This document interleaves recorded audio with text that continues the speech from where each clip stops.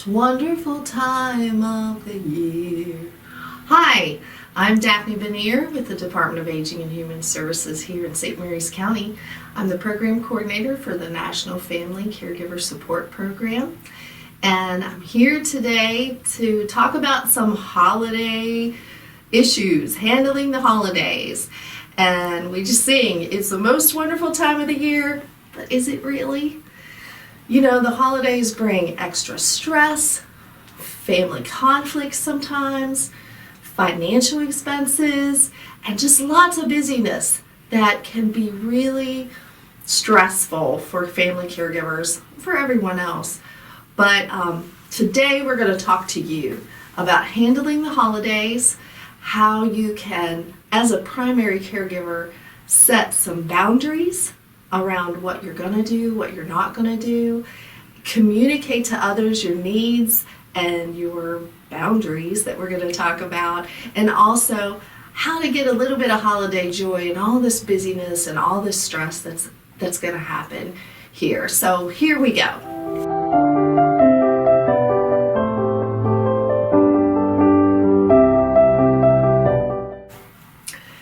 So we're going to talk about boundaries. What are boundaries? Well, boundaries are sort of like this rubber band. They look different at different times. Depending on what's in here, boundaries are different shapes at different times of your life. They can stretch, they can pull you in different directions. But one thing's true, if you stretch this too far, it's going to snap and everything's going to fall apart. Things might get damaged. And so boundaries are really important to keep an eye on, to set to protect you and your loved one, and to help you do the job that you do as a caregiver. So how do you set these boundaries? How do you decide what goes in here? That is your priorities. So if you can decide what your priorities are, then you know what goes in here. And priorities are the things that are most important to you in your life. Now, as a family caregiver, the care of your loved one goes in here. Also, the care of yourself goes in here because you have to be healthy and well enough to take care of them. You might have other things in here like your marital relationship, a job, your spiritual well-being, other things that you do that are very important to you that keep you going, that helps everything roll smoothly.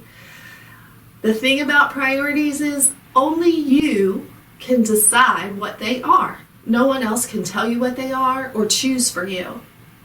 But we will talk about a couple things that do help a lot of people with their priorities, or help a lot of people get things done.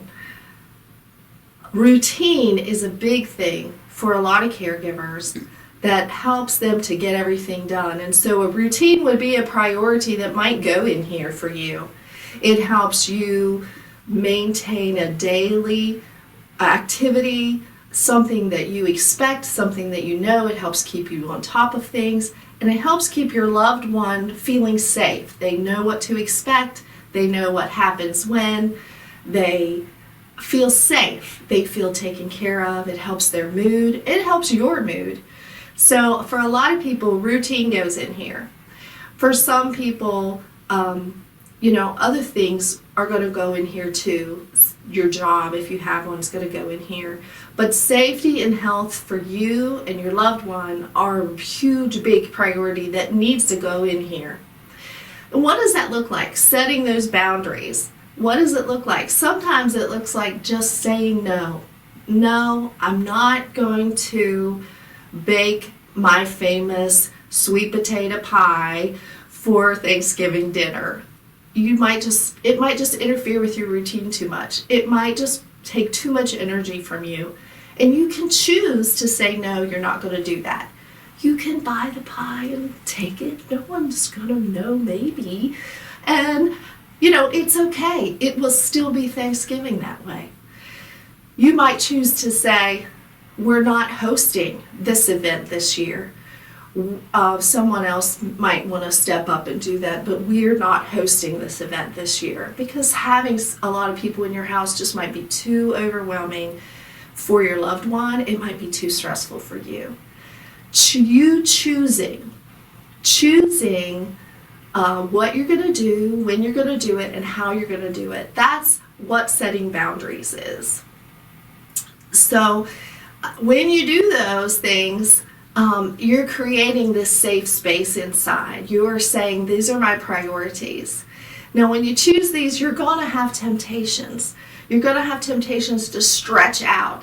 And sometimes those come from inside of you, like guilt that I'm not doing what's expected, or anger that it can't be the way it always was and I want it to be that way. Or it might come from outside of you. It might come from family members expecting that you're going to make a huge breakfast for everyone, or expecting that you're going to do something that you always did in the past and pressuring you to do that. You have to be really sure about your priorities and where your boundaries are, and be able to choose. You choose what you're going to do. You can't let family members choose that. So it also can come from the temptation to stretch those boundaries, can come from the desire to make things just right.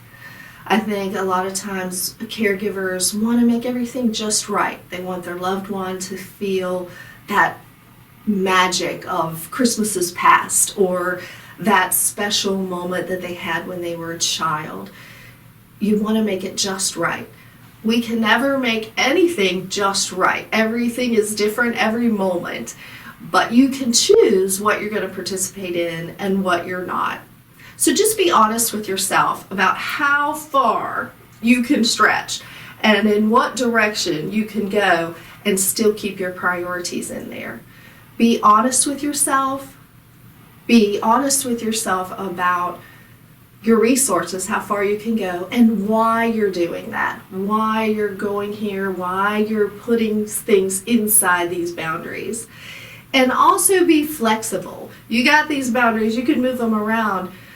Being flexible during the holidays means maybe a tradition changes. Maybe it looks different this year. If you have someone with dementia, you might change your tradition of a big family group and change it to having smaller groups come and visit occasionally. That might be better for you and your family member. It still is meaningful, and it's still lovely time, and it's still celebrating the holiday, but it looks different. So think about your priorities, think about your boundaries, and what this is going to look like for you.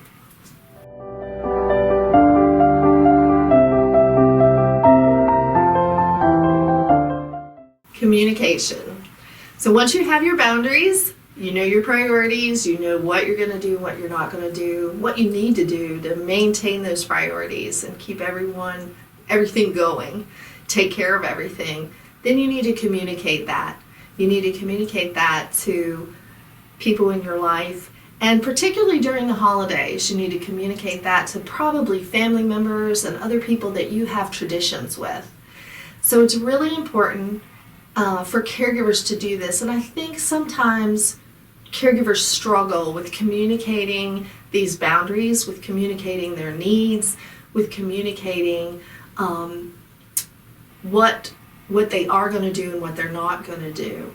And so here's just a few tips to think about if you see a problem arising. If you know, if you know that on January 1st there's a big family get-together and you're always expected to be there, or you're always expected to provide some kind of food or something, and that's just not going to work for you this year, go ahead and have that conversation with the person who's planning it or hosting it, or with the family involved. Do that as early as possible, because it's really difficult and it gets really emotional the closer you get to that event. So do it ahead of time. Address it. If you see it, address it. And don't hint around. Be very clear. Be assertive in what you're willing to do, not willing to do, and be constructive in your conversation. You're going to not give hints or hypotheticals. You're going to just say very clearly and plainly what you're going to do and not going to do. I cannot host the gift exchange on Christmas Eve this year. It's too much for me, and I can't do that this year. Would someone else want to step up and do it? Now, these are going to be conversations you're going to have, and use the I statements. This doesn't work for me. I won't be doing this. These I statements you're going to use putting the responsibility on yourself, not accusing anyone else, not bringing someone else's willingness to do something or not willing to do something into the picture. It's going to be about you and what your boundaries are, and this will kind of help to calm the emotionality of the conversation.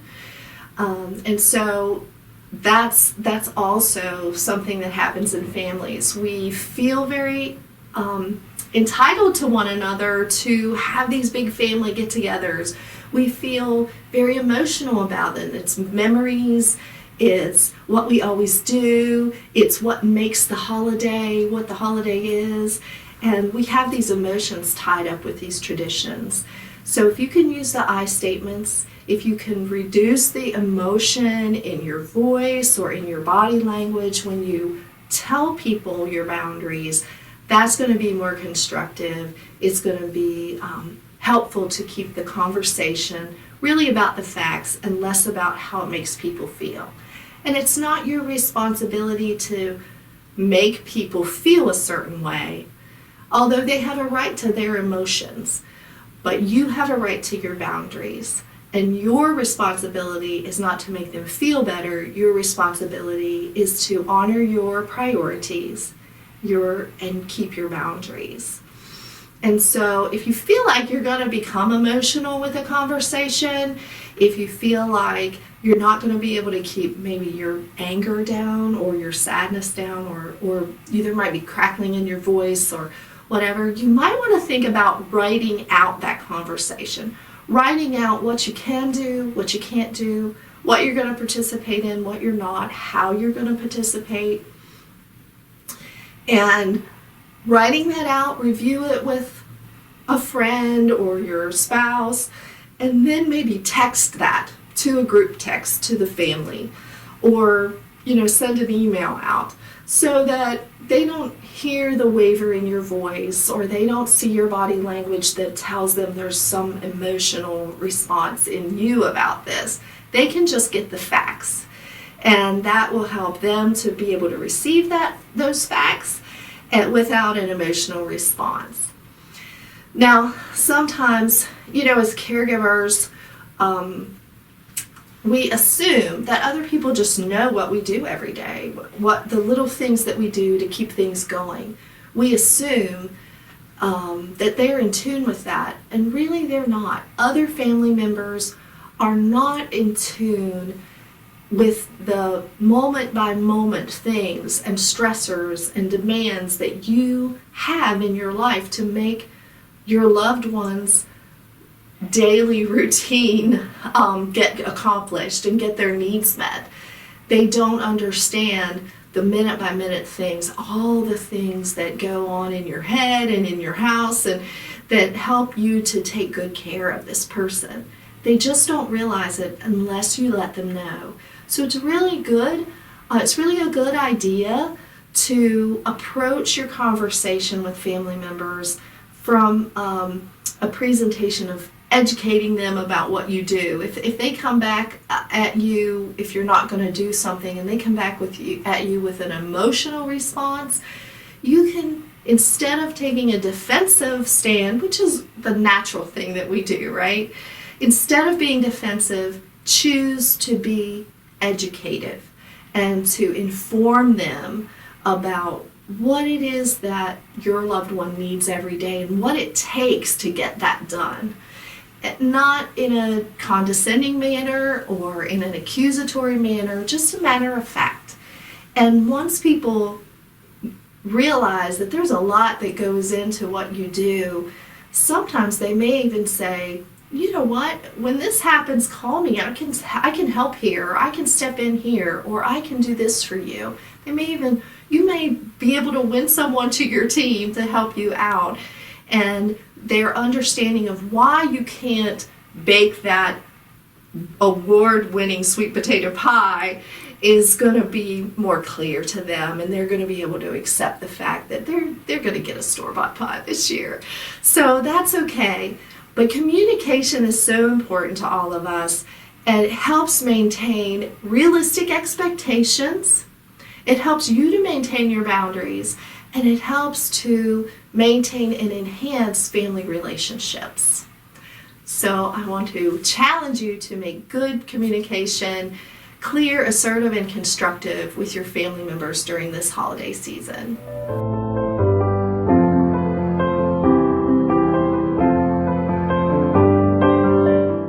Joy! Let's talk about joy.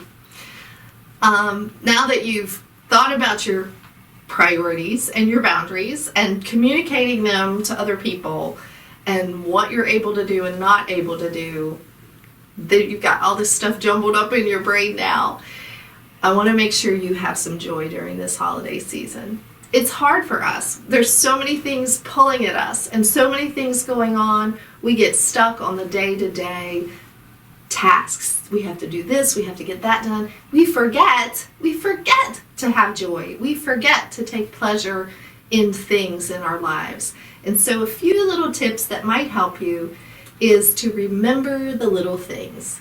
Take a few extra seconds to enjoy the smell of your coffee in the morning, to enjoy the feel of the breeze when you're outside. Maybe you take a little walk, or maybe just going from the house to the car and you can notice the sunshine or notice the fresh air. It can be a devotions time. Maybe you have that and it feels like a task. Take a breath and be thankful for it and enjoy it and let it bring you joy. Also for your loved one, you have lost a lot of freedom, and you have lost things and now have all these constraints on you, but your loved one has lost those too.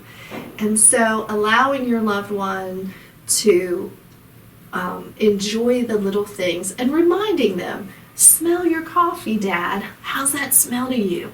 What are your memories about that? When did you first smell coffee? When did you first drink coffee? Add these little things in that bring joy into your life and their lives. Going outside is a great thing. Taking a walk. These little things. It can be corny jokes. Corny joke of the day, and tell the joke over and over again, and it brings little sparks of joy into your life. Also, using traditions that maybe you can't do fully because of your caregiving responsibilities or because of your caregiver's needs, flexing those traditions a little bit so that you can still enjoy the tradition but be safe or be able to participate. So one idea is candles. A lot of people use candles for holiday celebrations. A lot of our traditions include candles, but maybe you're living with someone who has dementia and an open flame candle is not a good idea. A battery candle can be used, and they make the ones now that have the little flicker lights in them. They look almost like live flame, and you can use those and enjoy the essence of candles, enjoy the light, enjoy the meaning of candles in your tradition without the hazards of live flame candles. So that's just an example of how to flex that tradition. Another example would be to instead of hosting a big event that you normally would do and you're thinking, oh, I can't do that, it's too much, maybe invite specific individual families to your home for short times to spend with your loved ones. So instead of inviting all the grandchildren, invite one family of grandchildren. Invite one couple at a time and have them come in for a short amount of time and spend really meaningful time with you and your loved one. You're still enjoying family relationships. You still can have this meaningful tradition of connecting with one another, but it's a lot less stress. It may even be more meaningful for your loved one and for the visitors than a big party would be. So flexing that tradition a little bit so it fits. Remembering small, simple, and short is going to help a lot. When you think about doing things and it seems overwhelming, just remember small, simple, short, and that'll help you maintain your joy if you keep things small, simple, and short. And the other thing I want to remind you to do is to maintain your team. Caregivers are notorious for trying to do it all themselves and not asking for help. And I get it. You're busy and sometimes you don't even know what to ask people to do. But having a team, whether it's an emotional support or someone to make meals or someone to sit with your loved one, having this team around you is so important and will help you find joy in the holiday season, because it's going to give you that extra little time to take a breath and enjoy your shower if someone's sitting with your loved one while you're taking the shower, or enjoy your walk if someone's with you or with your loved one during that time. Keep your team. It's so important. If you don't have a team, if you don't know how to do this or what to do, we do have a few resources. And so we have this little booklet that says, I can help. And it gives examples of ways that people can help, all the way from transportation to visiting to home repairs, fixing meals, and it's little cards. So you can even write the specific need on the back and tear that little card off and give it to a person. And if you know someone who's a caregiver and you don't know how to help, I'd be happy to send this to you as well. And so you can kind of have an idea of things that they might need that you can talk about. Also, we have this resource that is called Coping with Holidays and Special Events, 10 Tips for Caregivers. I'd be happy to send this out to you as well. So if you have any questions about caregiver resources, or if you'd like to receive copies of these items, please reach out to us. I'd be happy to talk with you. I'd be happy to send the resources out. I want to thank you for being with us today, and I hope you have a beautiful holiday season.